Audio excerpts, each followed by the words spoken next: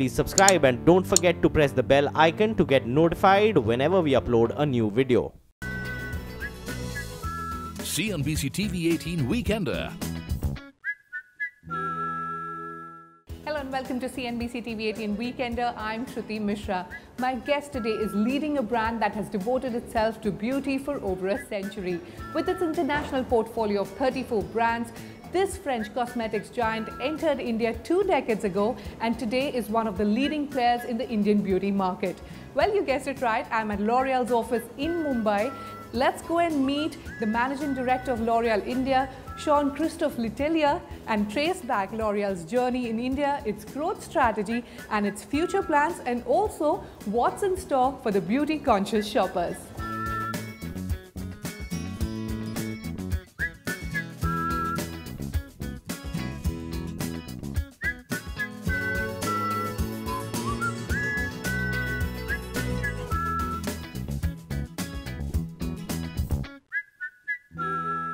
JC, many thanks for joining us on Weekender. You came to Mumbai in 2013. It's been 5 years. Has the city treated you well? Of course. And you know, Mumbai is for me an improvement from where I was before. I used to live in Jakarta, where I can testify that the traffic so you're used to the traffic snarls, everything, right? And it doesn't seem to be so bad. I must say that in the worst case, when there is a big jam during a Ganpati day or during some other festival that are often in Mumbai, I use the train, which is just down to Lower Parel to Bandra Kuala. And you managed to get in and get out.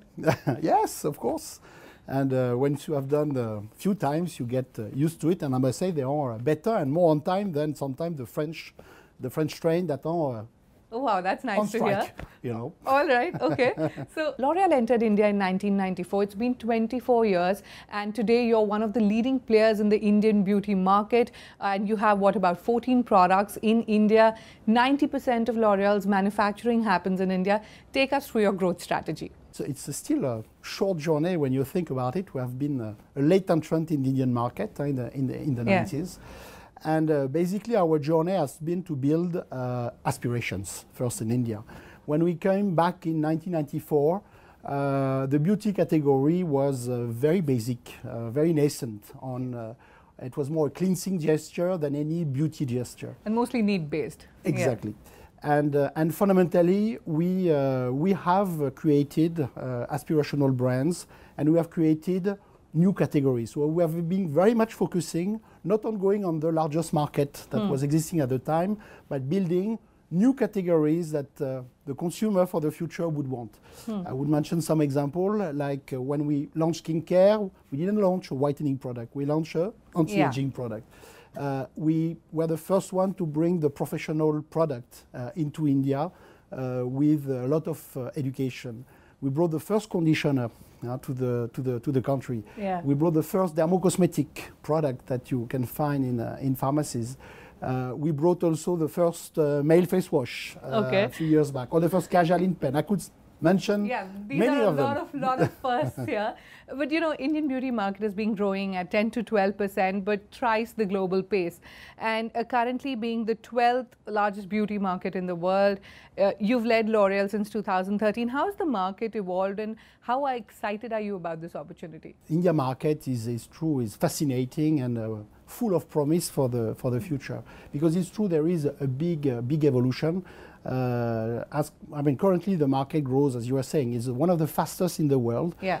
It's still ranked only number 12 worldwide, so it's still not at the level where India, of course, can be. And when we look at our own provision and the vision we have for the country, based on its young population, the digitization of the country, the new type of consumers, the wealth that also gets spread.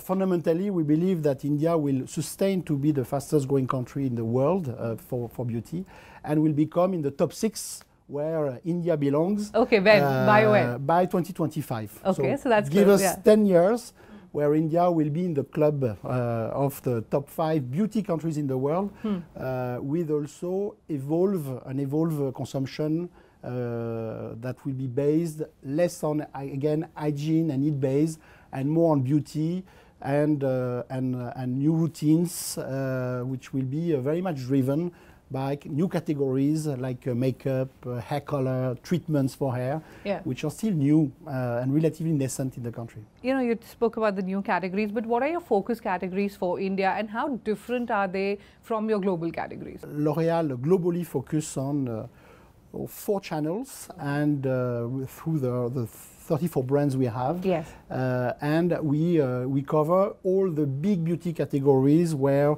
we can bring an additional an added value. In India, we are present across 4 big categories: makeup, skincare, hair color, and hair care. Yeah. And basically we have plans behind these 4 categories, but with a priority that we put on categories like makeup, which is a category that is really rising with this new selfie generation and in this new world of digital. And the second is, of course, a category like hair color is very important for us. It's the origin of L'Oreal back more than 100 years ago. Yeah. That is very strong in India, both professional and in mass market. Okay. I know you told me you're not going to talk about revenues, but what percentage of revenues globally comes from India? Or if you can tell me what is the growth rate that you're seeing maybe in the last 5 years? Indeed, I will not share too much information, but what I can happily share is the fact that I mean, the way we look at L'Oreal in India is to grow at least twice faster than the market. Okay. The market growing, as I told you, 3 times faster than the worldwide. Yeah. So if you do the math, you'll see that it should be a high double-digit growth rate, that we want to sustain over the years, and building really a very strong mass market and professional division in the country. How has demonetization and GST really impacted the business? You know, of course, the GST rate was revised from 28% to now 18%, but it's still very high. So the demonetization has been a short-term impact, and after everything has come back very quickly. So we live also in a category where people need to shampoo themselves, to use beauty. So the impact was relatively limited, but on the moment was quite big. The GST is, of course, a reform we have very much welcome for having one tax, one India, much more simplification. Yeah. It's true when the rate came at 28%, we were, of course, in shock. We along with the rest of the industry, we worked also and tried to dialogue with the government to, and we were very happy to see that few months later, it was revised. Finally it was revised to 18, which I believe is a fair rate. It's still high in Asia Pacific, but if you look at the global perspective and if you compare to the rate that was applied before, I think it's a fair rate where the consumer can benefit. While online retail is booming in India, women still prefer to buy cosmetics from brick and mortar stores. Online retail still has a lot of catching up to do, but L'Oreal has kind of stayed ahead in the market, and you have what, about 10% of your revenues coming from the e-commerce channel. How big are you betting on this opportunity? The digital has taken the world by storm, and it's the world, but it's India also. When you look at how is India today compared to what it was when I just arrived in 2013, the scale of digital, the scale of e-commerce has been phenomenal. I think you know the numbers, more than 200 million on Facebook, on YouTube, 2 billion search on beauty in a year on Google, which was half 1 year before. So you see the appetite of the consumers and who are looking for or searching for beauty solutions, tips, how to, thanks to digital. So it's a complete revolution. And so do you see the number 10% rising much definitely, because it was 0 3 years back, it's 10 today. In some of our categories, it's more than 20. Okay. And that brings me to my next question. You know, you spoke about the digital landscape and how digitally connected consumers are changing the beauty industry. How is L'Oreal adapting to this? What are the kind of innovations you've got to the table? We have done a lot on the digital front, and we have the highest share of buzz in digital. We have the highest share probably of e-commerce coming from a beauty brand in India. So we have done a lot. And basically, we have completely transformed the way we do marketing. Okay. Because now it's true, before you could only communicate to your consumer one way through TV. Now we have engaging content. More than 20% of our media budget goes online. We have specific creative for specific type of consumers. We can give a lot of online education. So the entire marketing has changed on one side. And on the other side, we have really driven e-commerce with all the nascent partners here. And we are working hand in hand because we co-create this success. Nykaa is a great example of an Indian specialist in beauty that we have worked very closely to build a fantastic success in India. Is it easier now to sell to Indians as now they're more exposed to global trends? And what are the 2 to 3 things that you've learned about Indian women? So we see definitely a lot of, especially young Indian women, coming to the market with complete different needs. They are ready to test, to experiment, new texture, new type of lipstick, and this was not so strong a few years back. So the appetite for new news is much higher. And let's talk about Indian men as well. You know, you've got a lot of best-selling products as far as grooming for men are concerned. Do you see a change in them? Do you see a lot of demand in those products as well? Yeah, we have created for men the category of face wash with Garnier Men a few years back, and actually it has become a phenomenal success. We have today a very strong market share. We have seen a very big evolution, showing that really men want also to take care of themselves, to feel confident. And to be good on social media. All right, on that note, it's time for us to take a short break. But don't go anywhere. Stay tuned as we talk to JC about the Loreal Academy, acquisition of Modiface, and Loreal catering to Tier 2 cities in India. So stay tuned. CNBC TV18 Weekender. Welcome back. You're watching CNBC TV18 Weekender. We're in conversation with JC, Managing Director for Loreal India. Let's talk about Loreal professionalizing the salon industry with your Loreal Academy. I believe in 2016 you trained over 2 lakh hairdressers. How are you making, beauty a viable career option? It's probably one of our biggest pride over the last, when we arrived in 1997, there was no access to quality professional product and no education. And basically you had a beauty parlor for skincare and barber shop for men. And when I look what it has become now, 20 more a bit, it's true the landscape has completely changed, and we believe that we have been largely responsible for that to happen. So it has been a constant education. As you were saying, 200,000 hairdressers per year and beauticians that we train. We have multiple academies in the country. We have close to 200 educators that do hands-on training, do academy training, do classroom training in order to upskill the industry. And with that, we have been able to build really a professional market that you can find today. We reach more than close to more than 40,000 salons in India. We train them all. We bring them the best of the product, and actually, it's today one of the most successful division that for the world for L'Oreal in professional. So it's a great pride. Recently in March, L'Oreal acquired Canadian company Modiface, a leader in augmented reality and AI, and this clearly seems to be in line with your digital acceleration strategy. How do you plan to really innovate with this acquisition? What difference will Modiface really bring to the brand? So with an acquisition like Modiface, we'll be able tomorrow to give all the possible services online for the consumers. Virtual mirror, the way you look, simulate your foundation, show you how different style of hair can look on you.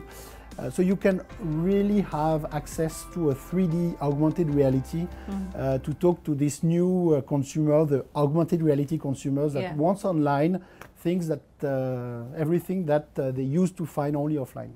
L'Oreal still remains to be mostly an urban brand, while HUL and other players in the market are entrenched in rural markets. Will we see a range of products for Tier 2 cities with different price points and smaller packaging? Mostly are present in urban India, for which there is still so much to do. Okay. And that remain our, of course, primary focus. But definitely, we have started to build aspiration at the top in the early years of L'Oreal. But now we have democratized our approach, of course, through a larger footprint in retail, through e-commerce, where basically we bring to the Indian consumers the best of quality at an affordable price. So we have made a lot of effort in India. We have invested in local manufacturing, we have invested in local R&I, and we are bringing a product that really are made for India. And the most iconic innovation, if I may say, is a product called Black Naturals. Yeah. It's a high color in cream in sachet that we sell at below a 40 rupee price point. And it's really a world-class quality at a price that you can only find in India because it has been designed to be for the Indian consumers. What I understand is your big focus still will be urban India, but of course there are expansion plans to cater to the rural market as well, Tier 2 cities. Yes, in the Tier 2 cities definitely, because we're very big already in the top metros. Yeah. So our evolution and growth will definitely continue in the smaller cities. And in rural, what we are saying is we don't have necessarily a big physical presence, but consumers can have access today because with the arrival of also e-commerce that can serve 99.9% of the PIN codes of the country, fundamentally there is no any more obstacle to have access to quality product. On that note, it's time for us to take another short break. But when we return, we talk to JC on dealing with competition, L'Oreal's 2020 roadmap and its future plans. So stay tuned. CNBC TV18 Weekender. Welcome back. You're watching CNBC TV18 Weekender. We're in conversation with JC. The last 2 to 3 years have really shifted the focus to natural thanks to Patanjali. L'Oreal too has been pushing its natural products. How do you view that trend going forward? The expectation from consumer for more natural beauty is not new and has not been invented by Patanjali. It's a worldwide phenomenon that has impacted the entire world. True. And actually, and for a company like ours, we have brands that are funded on naturality, like Garnier. It's true, it's a nature plus because consumers expect natural ingredient, but they also expect efficacy. And that's what we try to bring together when we launched Garnier in India back in 1994. Actually, it's one of the natural brand of the group L'Oreal with efficacy. So L'Oreal has 34 brands globally, of which 14 are present in India currently. Will we see more of these global brands come to India anytime soon? And what is basically the criteria when you get a brand to India? They will come in due time because today it's true most of the brands that we have in L'Oreal catalog that are not present in India are the luxury brands or the very selective brand, for which everything has to be done still in India. So today the focus that we have remains on the mass market brand, for which we have the largest brand in the world, L'Oréal Paris, Garnier, Maybelline. And we are focusing very much on the professionalization of the beauty with brands like L'Oréal Professional, Matrix, or Kerastase. The luxury part will come in due time, gradually. But definitely we will add a few more brands in the course of the next 5 to 10 years, of course. Let's talk about work-life balance. I know you've been all around the world for work, but I think you enjoy traveling. And how much of that do you really get the time to do? It's more than a hobby because it has been my life. I've spent more time outside of my home country than inside. So take us to some of your favorite destinations. Where does the great escape happen? Okay. I'll be nice and politically correct to say that the last experience is probably one of the most fascinating ones. Okay. So definitely India. It marks you as a European. It's true when you see India. how things move, how people live through the chaos, how people remain optimistic, whatever happens. Yeah. When you see the color, the warmth of its people, the diversity of the country, it makes it one of the most fascinating experiences I've been into out of my 55 countries that I visited over the last 20 years. Of course, I love the classic tourist picture of the Taj Mahal, or Udaipur, or many others. But I really loved a lot of the travel, more inner India. Okay. Something like Hampi recently, after 7 hours, Bangalore, trip to Jaisalmer, trip to Gulmarg. I love the Ladakh. Every year at summertime, you can be sure that I trek at 6,000 meters to get some fresh air, to be honest, and also to it's a beautiful area. I believe you have a roadmap for 2020 that is to be $1 billion business. Are you on track on achieving that? What are your efforts on that front? Our aim is to grow at twice faster as the market grows. So you can do the math and you'll see what is the level of ambition we have. Yeah.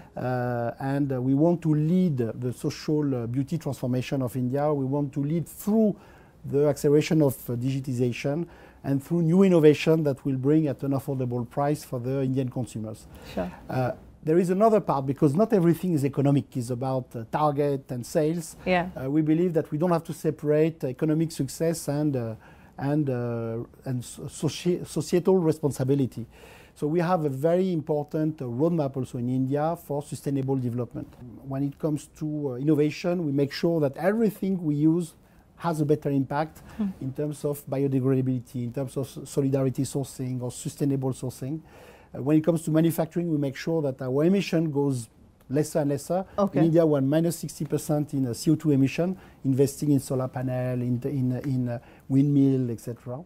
And finally, sharing with all is a lot of the effort we do to promote unprivileged women through training and education to have access to job in a program called Beautiful Beginnings, upskilling the country to all the effort we do in education with the professional industry. JC, it was a pleasure talking to you. Thank you very much for your time. With that, it's a wrap on this edition of Weekender. Until next week, from the entire team, goodbye and many thanks for watching. CNBC TV18 Weekender.